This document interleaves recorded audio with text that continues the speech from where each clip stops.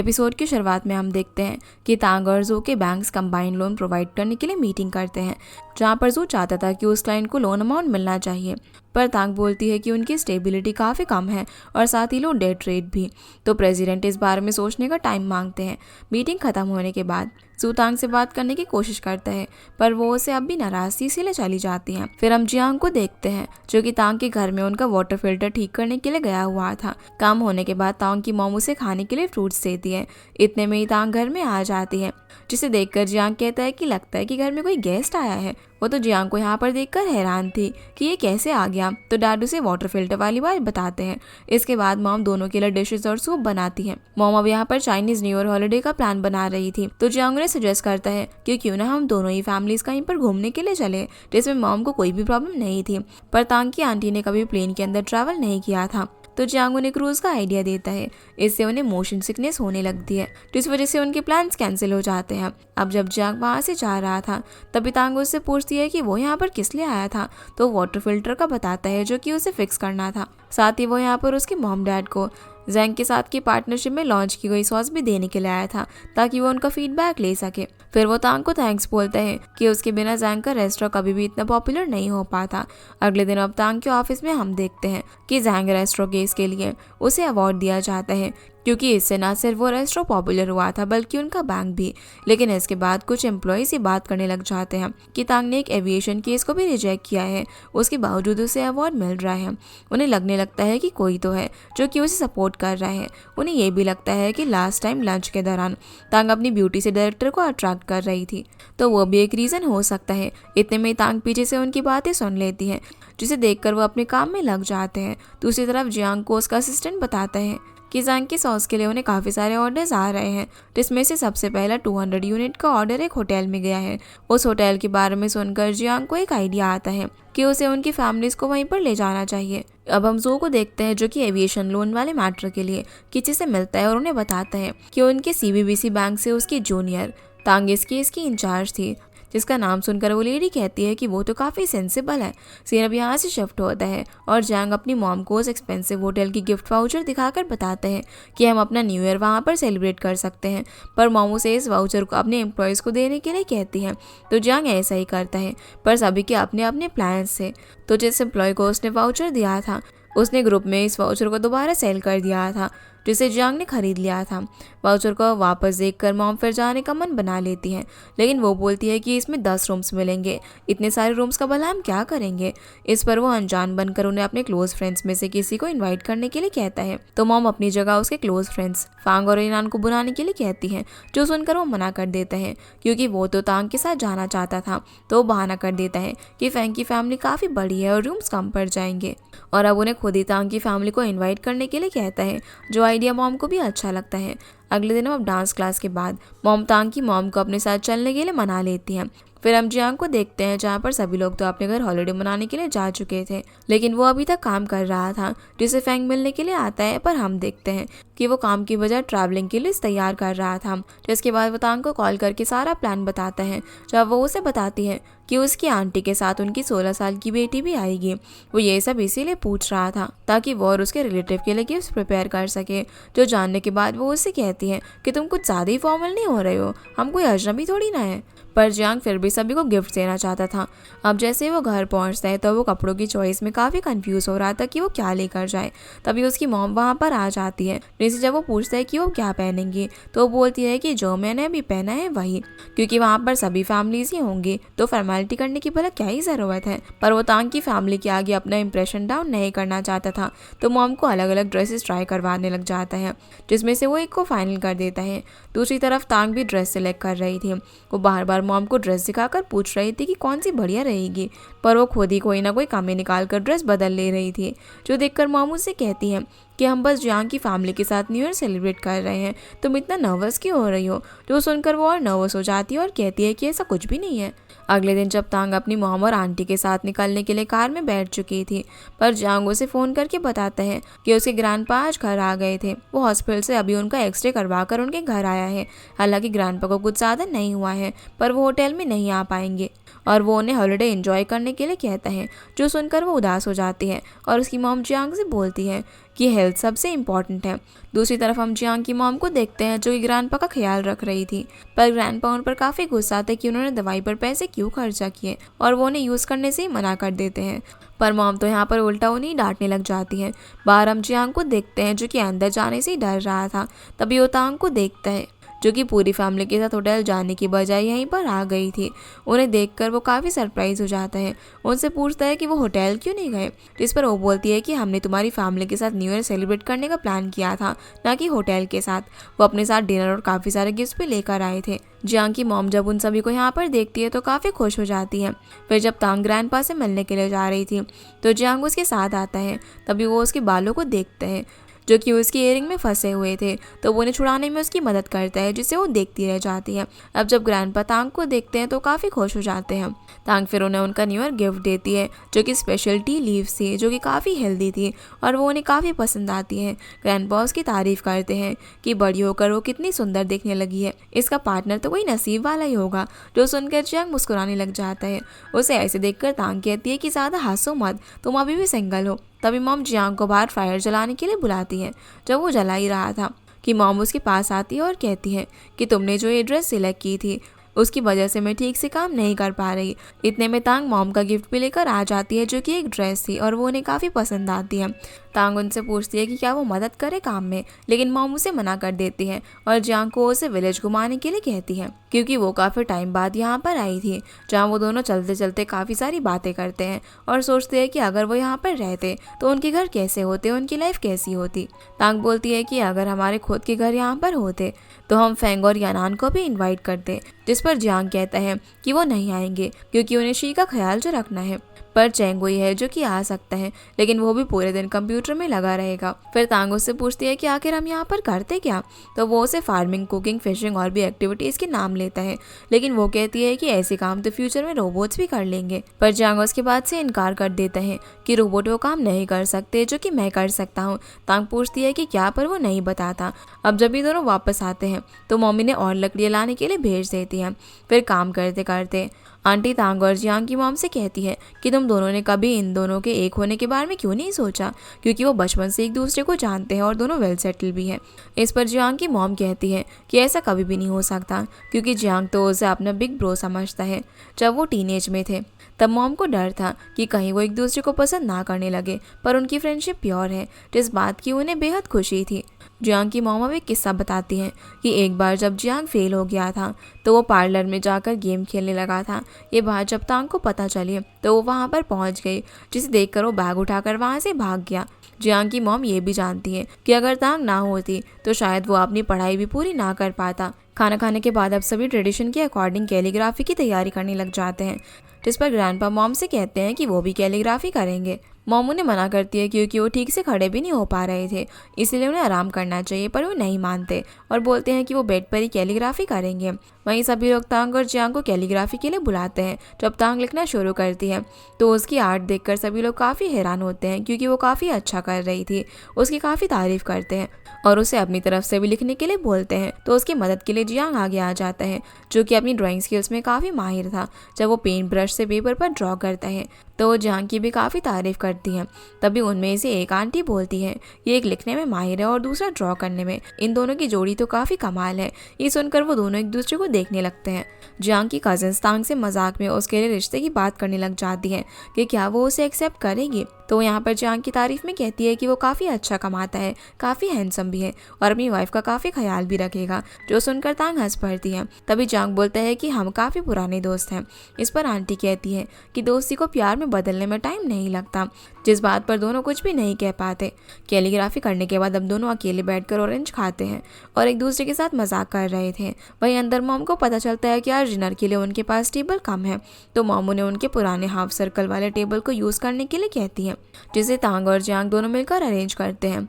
Jiang तांग को इस table के बारे में बताता है कि पुराने ज़माने में जब फैमिलीज कुछ टाइम के लिए अलग हुआ करती थी तब इस टेबल को स्प्रेड करके इस पर वाज वगैरह रखकर शो पीस के लिए इस्तेमाल किया जाता था, और जब फैमिली दोबारा यूनाइट होती थी तो जोड़कर फिर से टेबल बना दिया जाता था।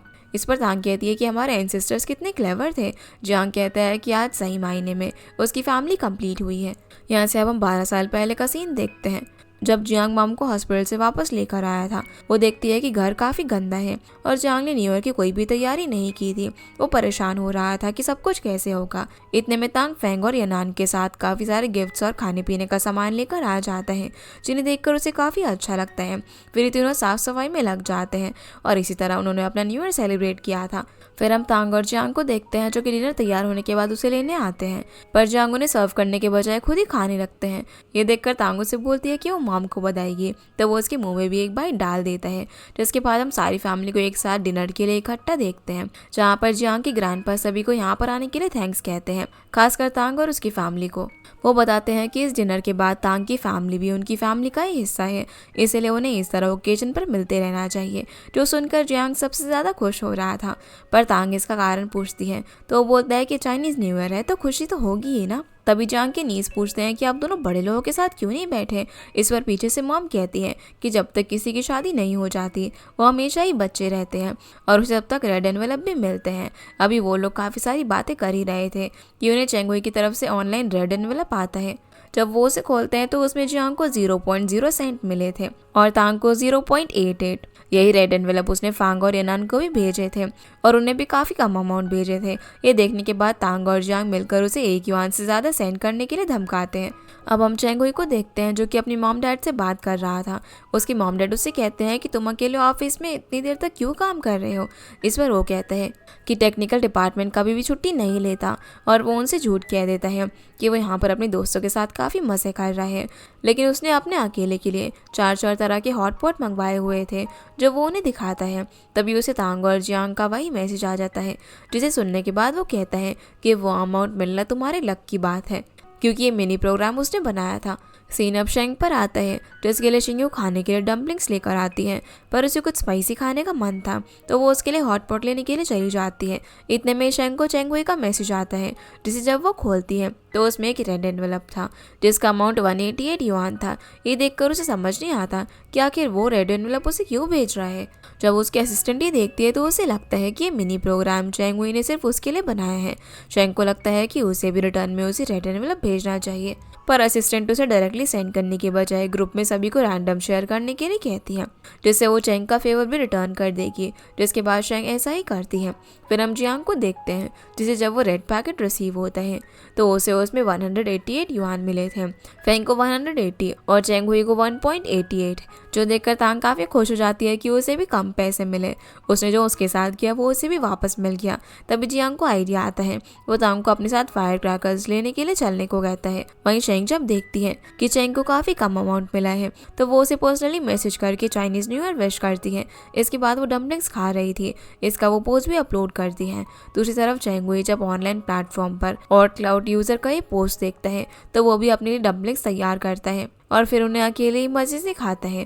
सीन वापस से तांग और जियांग पर आता है, जो कि फायरवर्क्स लेने के लिए एक शॉप पर जाते हैं, जहां ओनर जियांग को काफ़ी अच्छे से जानते थे और उसे देखकर काफ़ी खुश भी थे।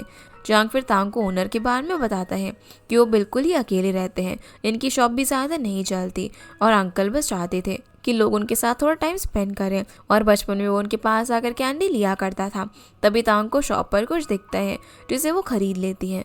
जब जियांग पूछता है कि वो क्या है तो वो उसे बताने से मना कर देती है।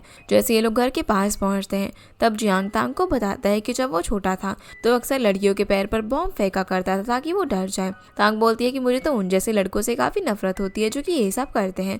तो जियांग बोलता है कि मैंने तुम्हारे साथ ऐसा नहीं किया ना, क्योंकि ये दोनों साथ में पहली बार चाइनीज़ न्यू ईयर सेलिब्रेट कर रहे थे। तभी तांग अपनी पॉकेट में से उसे बबल गम निकाल कर देती है जो कि उसने शॉप से खरीदी थी।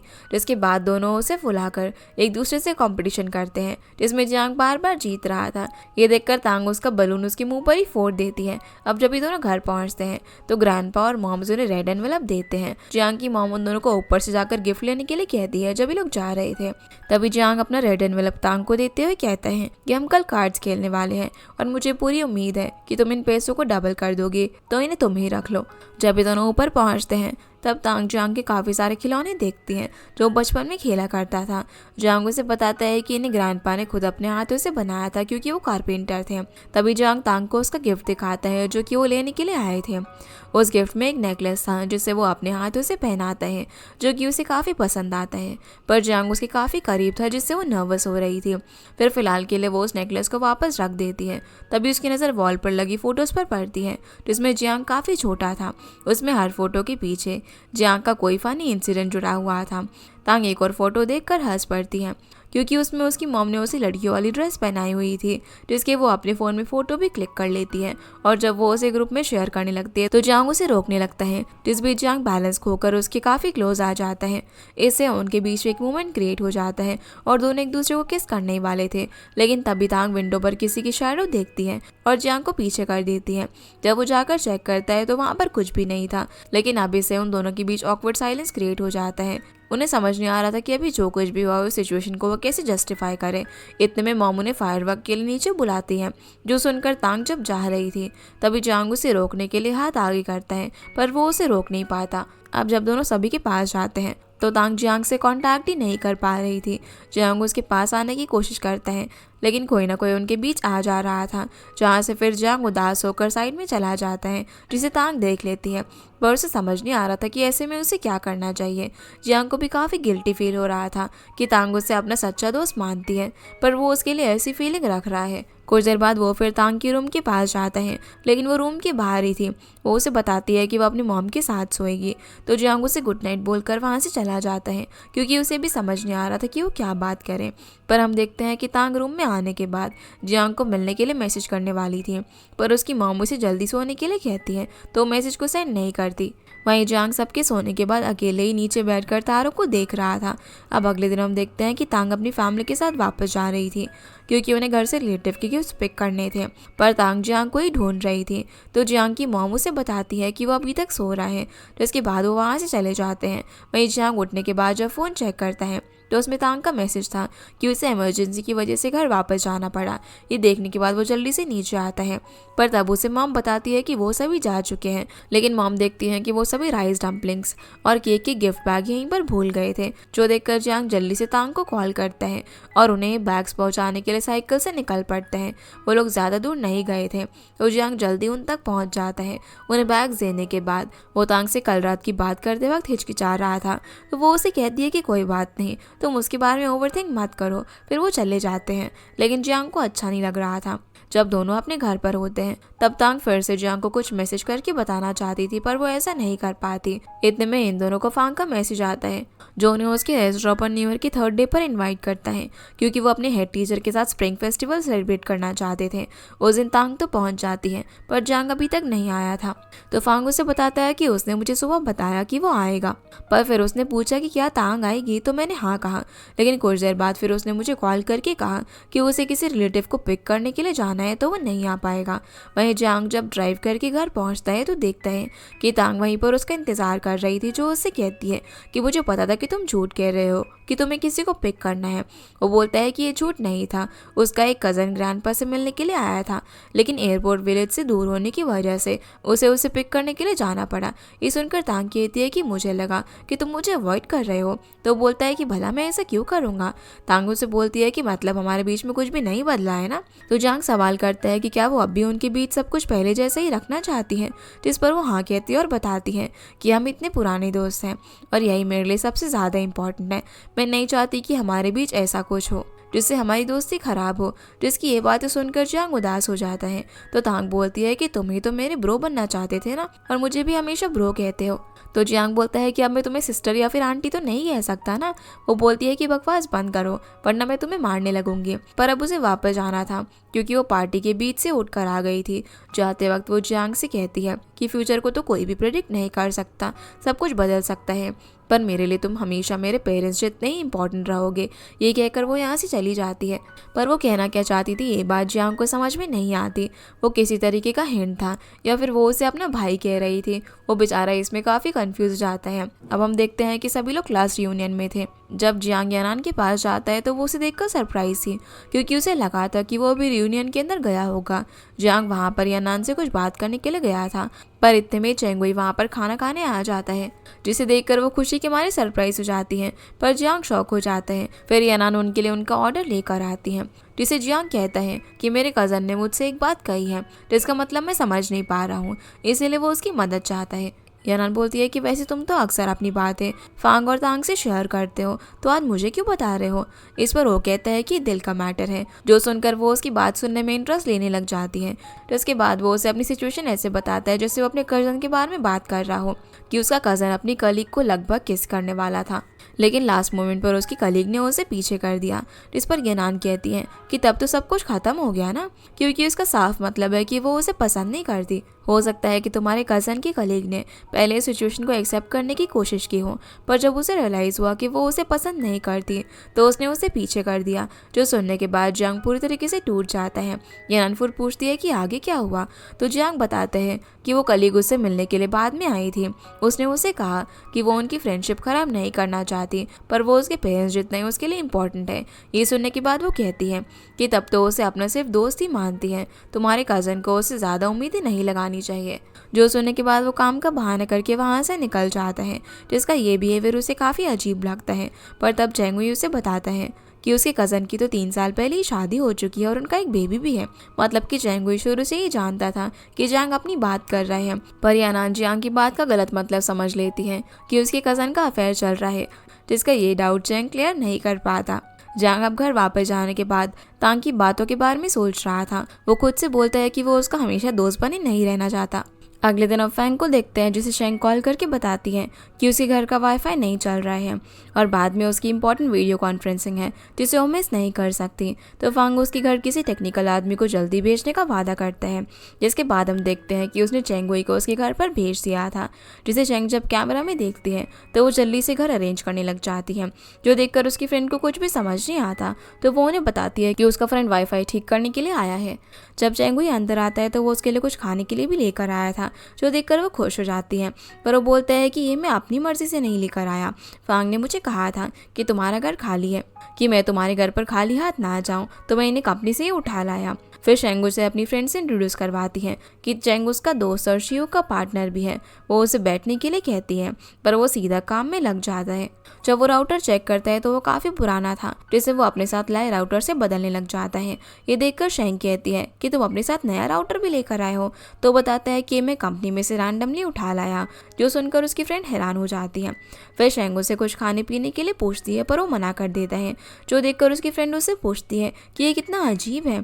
इस पर वो कहती है कि टेक पर्सन ऐसे ही होते हैं। दूसरी तरफ हम जियांग को देखते हैं, जिसकी मदर विलेज से वापस आ गई थी। वो अपने साथ वहाँ से काफ़ी सारी फ्रेश वेजिटेबल्स भी लेकर आई थी। मॉम बोलती है कि तांग को ग्रीन वेजिटेबल्स काफ़ी पसंद है ना, तो कल वो उसे देकर आएंगे। इस पर जियांग बोलता है कि मैं अभी दे आता हूँ, पर वो मना करते हुए कहती है कि कल मैं तांग की मॉम के साथ कार्ड्स खेलने वाली हूँ, तो वहीं पर उन्हें पकड़ा दूंगी। मॉम बताती है कि तांग अपना नेकलेस वाला गिफ्ट भी वहीं पर भूल गई थी। तो जियांग कहता है कि इसे तो मैं ही देकर आऊँगा, वरना वो मुझे इस तरीके से इग्नोर करती रहेगी। जो मॉम को कुछ भी समझ नहीं आता, तो वो उसे नेकलेस लौटाने के लिए दे देती है। सेन वापस से चेंग पर आता है, जी सब कुछ ठीक करने के बाद काफ़ी देर हो चुकी थी। वो चेंग को नया पासवर्ड एंटर करने के लिए कहता है। जब वो एंटर कर ही रही थी तो चेंग बोलता है कि वोड वाईफाई 123 ये पासवर्ड तो बिल्कुल ही मत रखना, इसे तो कोई भी क्रैक कर सकते हैं। वो जल्दी से अब पासवर्ड डिलीट कर देती है, क्योंकि वो वही रखने वाली थी। तो इसके बाद जब वो वाईफाई चेक करती है तो वो चल पड़ता है, जो देखकर वो काफ़ी खुश हो जाती है। अब काम होने के बाद जब वो जाने लगता है तो चेंग और उसकी फ्रेंड उसे साथ में डिनर करने के लिए कहते हैं, पर वो मना कर देता है। इतने में उसे एक कॉल आ जाता है, जिसके पीछे शेंग की फ्रेंड उसे चेंग के बारे में सवाल करने लग जाती है कि वो कितना हैंडसम है, वो सिंगल है या फिर नहीं, और वो उसे चेंग का कॉन्टैक्ट नंबर भी मांगती है। शेंग अब समझ गई थी कि चेंग अगर ज़्यादा देर यहाँ पर रुका तो उसकी फ्रेंड उसे एम्बैरस फील करवा देगी, इसीलिए वो खुद ही चेंग को यहाँ से भेज देती है। पर उसकी फ्रेंड समझ गई थी कि उसके पास चेंग का कॉन्टैक्ट है, वो किसी और को देना नहीं चाहती। इसका कारण वो बताती है कि शिवगौर में मेरा प्राइमरी फाइनेंसर है, जिसके साथ में कुछ भी प्रॉब्लम नहीं होने दे सकती। अगले दिन हम तांग को देखते हैं, जिससे उसके जनरल मैनेजर मिलने के लिए आते हैं, जो उसे बताते हैं कि हम तुम्हारे फ्रेंड जियांग के साथ एक इवेंट करना चाहते हैं, जिसमें हम ये अनाउंस करेंगे कि जो भी रेस्टोरेंट जियांग की कंपनी के साथ रजिस्टर्ड हैं वो हमारे क्रेडिट कार्ड यूज करके कूपन ले सकते हैं और शिव गवर्नमेंट के साथ काम करने से उनकी मार्केट वैल्यू काफ़ी बढ़ जाएगी क्योंकि उनके प्लेटफॉर्म पर काफ़ी एक्टिव यूजर्स हैं और यूजर्स को भी मील्स पर 5% ऑफ भी मिलेगा, जो देखकर तांग को अच्छा लगता है और वो उन्हें बताती है कि फाइनेंशियल मैटर्स के लिए फेंग इंचार्ज है। वो उनकी अपॉइंटमेंट उससे फिक्स करवा देती है। सीन अब यहाँ से जियांग पर आता है जिसे उसका असिस्टेंट बताता है कि उनके जैंग के साथ कॉपरेशन से सॉस को रिव्यू कर लिया गया है, पर जियांग एक बार खुद से जाकर सब कुछ चेक करेगा। तभी फैंग वहाँ पर आकर जियांग को तांग की डील के बारे में बताता है और ये भी कि वो सभी यहाँ पर बात करने के लिए आएंगे। पर जियांग को हैरानी इस बात की थी कि तांग ने उसे क्यों नहीं कॉन्टैक्ट किया। तो वो कहता है कि इस सब का इंचार्ज तो मैं हूँ ना, तो भला तुम्हें कांटेक्ट क्यों करेगी। जिसे जियांग को लग रहा था कि तांग उसे अवॉइड करने की कोशिश कर रही है, इसलिए वो फांग से कहता है कि तुम मीटिंग अकेले ही हैंडल करना और उनसे कहना कि मैं यहाँ पर नहीं हूँ, जो फेंग को कुछ भी समझ नहीं आता। दूसरी तरफ शेंग चेंग के दिए हुए फ्राइड राइस को बनाकर उसे टेस्ट करती है, जो कि उसे काफ़ी अच्छे लगते हैं। फिर वो खाने की फ़ोटो खींचकर शेंग को भेजती है और उसके लिए उसे थैंक्स कहती है, जिस पर वो उसे वेलकम रिप्लाई करता है। सीना वापस फेंग पर आता है जहाँ हम देखते हैं कि मीटिंग का पहला फेज उनके बीच काफ़ी अच्छा गया। जब वो मीटिंग रूम के बाहर आते हैं तब तांग जियांग को ही चारों तरफ ढूंढ रही थी, जिसे फांग बताता है कि उसे ज़रूरी काम की वजह से जाना पड़ा। तभी उसे चेंग आवाज़ लगाता है और हम देखते हैं कि जियांग उसी के पास छुपा हुआ था, जो चेंग की आवाज़ लगाते ही अलमीरा के पीछे छुप जाता है, जिसे चेंग हैरान हो जाता है कि इसे अचानक से क्या हुआ। तांग फिर चेंग से पूछती है कि क्या उसने जियांग को देखा है, तो बताता है कि हाँ, जस्ट थोड़ी देर पहले ही। तुम उसे कॉल करके क्यों नहीं पूछ लेती कि वो कहाँ पर है। पर तांग को वापस ऑफिस जाकर काम करना था, तो वहाँ से चली जाती है, जिसके बाद जियांग बाहर निकलता है और चेंग को इस बार में कुछ भी बताए बिना इसे इग्नोर करने के लिए कहता है। वहीं जियांग फेंग के पास जाकर उससे पूछता है कि मीटिंग में क्या हुआ, तांग ने क्या बोला और सब कैसा रहा। तो वो कहता है कि अगर तुम्हारे लिए मीटिंग इतनी इंपॉर्टेंट थी तो तुम आए क्यों नहीं। जिसका वो कोई भी जवाब ना देकर वहाँ से चला जाता है। घर आने के बाद फेंग यानान को जियांग के इस अजीब बर्ताव के बारे में बताता है कि वो तांग को जैसे अवॉइड कर रहा हो, पर यह बात उसे तांग से छुपाने के लिए कहता है, जिसे वो वादा करती है। लेकिन कुछ देर बाद हम देखते हैं कि यानान ये सारी बातें तांग से डिस्कस कर रही थी, जिसे तांग को समझ में आ जाता है कि जब वो ऑफिस में थी तब जियांग वहीं पर था। यानान उसे कहती है कि कहीं जियांग ने तुम्हें किसी हरकत से अपसेट तो नहीं कर दिया जिस वजह से वो तुमसे मिलने की हिम्मत नहीं कर पा रहा हो। पर उसे तो कुछ भी याद नहीं था। इतने में फेंग यानान को बुलाता है तो वो कॉल कट कर देती है। लेकिन अब तांग सोच में पड़ जाती है कि जियांग आखिर उसके साथ ऐसा क्यों कर रहा है। यहाँ तक कि ऑफिस में कॉफ़ी बनाते वक्त भी उसका ध्यान इसी बातों पर था, जो देखकर शेन इसका कारण पूछती है, पर वो उसकी बात को टाल देती है। जिसके बाद उससे मिलने के लिए जनरल मैनेजर आते हैं, जो उसे आज भी अपने साथ शिव की मीटिंग में चलने के लिए कहते हैं। तांग को कुछ काम था तो वो उनके साथ आने से मना कर देती है, पर वो कहते हैं कि आज की मीटिंग में दोनों पार्टनर्स होंगे तो उनके लिए थोड़ा सा अजीब है, क्योंकि वो जियांग से पहली बार मिलेंगे। ऐसे में अगर तांग उनके साथ रहेगी तो उनके लिए अच्छा रहेगा, जो सुनकर अब तांग मना नहीं कर पाती। फिर हम उन दोनों को फेंग और चेंग के साथ एक रेस्टोरेंट में देखते हैं, जहाँ पर फेंग जनरल मैनेजर और चेंग को एक दूसरे से इंट्रोड्यूस करवाता है। जिसके बाद वो दोनों आपस में इस रेस्टोरेंट के स्पेशल वाइन के बारे में बात करने लग जाते हैं, जो कि काफ़ी पॉपुलर है। तभी एक मैनेजर वहीं पर वाइन लेकर आता है और उन्हें बताता है कि लास्ट ईयर जियांग ने तांग के लिए एक प्राइवेट रूम बुक किया था, जहां पर उन्होंने स्पेशल वाइन को स्टोर करवाया था। पर उस मोमेंट पर तांग किसी वजह से नहीं आ पाई। लेकिन आज जब हमने इन्हें यहाँ पर देखा तो हम इस वाइन को यहाँ पर ले आए, जो देखकर तांग काफ़ी हैरान थी। तभी फेंग कहता है कि लास्ट टाइम तांग यहाँ पर नहीं थी, पर इस टाइम जियांग बिजनेस ट्रिप की वजह से यहाँ पर नहीं है, जो कि 4-5 दिन बाद वापस आएगा। मीटिंग के बाद तांग जब घर आती है तो जियांग को मैसेज करके पूछने लग जाती है कि या तुम मुझे अवॉइड कर रहे हो, पर इसे कैंसिल करके वो लिखती है कि तुम मुझे बिना बताए बिजनेस ट्रिप पर जाने लगे। लेकिन वो इसे भी डिलीट करके लिखती है कि तुम वापस कब आओगे और हम डिनर पर चले। वो किसी तरह बस उसे बात करने का बहाने ढूंढ रही थी। अगले दिन हम देखते हैं कि तांग को हेडक्वार्टर के आउटस्टैंडिंग इंडिविजुअल को अवार्ड मिलता है, जबकि डायरेक्टर को सिर्फ ब्रांच का। तांग के लिए सभी यहाँ पर तालियां बजाते हैं और उसे कॉन्ग्रेचुलेट करते हैं, तो उनके लिए भी तालियां बजवाती हैं। जिसके बाद डायरेक्टर तांग और शिन्यो को एलिट क्लब पर डिस्कशन के लिए मीटिंग में बुलाता है। सीन अब जियांग पर आता है, जो कि वापस आ गया था। वो भी कॉल पर किसी से एलिट क्लब के बारे में ही बात कर रहा था, जो कि सॉस के लिए उन्हें रॉ मटेरियल प्रोवाइड करती है और उसे रिवाइज करना है। जब वो घर पहुंचता है तो देखता है कि तांग वहीं पर है, जिसे जब वो यहाँ आने का कारण पूछता है तो अलग अलग कारण बताने लग जाती है कि वो उसकी मॉम को कुछ देने के लिए आई थी। वो समझ गया था कि वो उससे मिलने के लिए आई है, तो पूछता है कि वो अंदर बैठकर बात करे या फिर कहीं बाहर चले, पर वो वापस जा रही थी, जिसे रोकने के लिए जियांग जैसे ही मुड़ता है तो जियांग उसे फ्रीज अनफ्रीज कर देती है और कहती है कि तुम रेस्ट करो। वो उसे दूर जाकर अब उससे अनफ्रीज कर देती है। तो इसके बाद हम देखते हैं कि तांग शिन्यो के साथ एक वीआईपी इवेंट में जाती है जहाँ पर उनके साथ लिन भी थी। लिन कभी इस तरीके की इवेंट में नहीं आई थी, तो तांग उसे ध्यान से ड्रिंक करने के लिए कहती है ताकि कहीं उसके लिए ओवर ना हो जाए। दूसरी तरफ हम जियांग को देखते हैं जो इसी इवेंट के लिए आ रहा था। सीन अब यहाँ से उनके पास में जाता है जहाँ वो और फेंग क्लास के लिए लेट हो चुके थे, तो वो पीछे से छुपकर क्लास में एंटर करते हैं जिन्हें तांग देख लेती है, पर वो उसे अवॉइड कर रहे थे। यहाँ तक कि क्लास के बाद हर जगह वो उसे देखकर दूर भाग रहे थे। फेंग जब जियांग से तांग से छुपने का कारण पूछता है तो वो बताता है कि एग्जाम से कुछ दिन पहले तांग उसे टफ क्वेश्चंस प्रिपेयर करवाती है, लेकिन तभी वो पीछे से आकर उसका कान पकड़ लेती है और एग्जाम की तैयारी करवाने के लिए अपने साथ ले जाती है। इसी के साथ हमारा ये एपिसोड यहीं पर खत्म हो जाता है। तो गाइस ये थी आज की वीडियो एंड आई होप आप लोगों को ये वीडियो पसंद आई होगी, तो इस वीडियो को लाइक कर चैनल को सब्सक्राइब जरूर कीजिएगा। आपसे फिर मिलते हैं इस ड्रामा के अगले एपिसोड में, तब तक के लिए गुड बाय।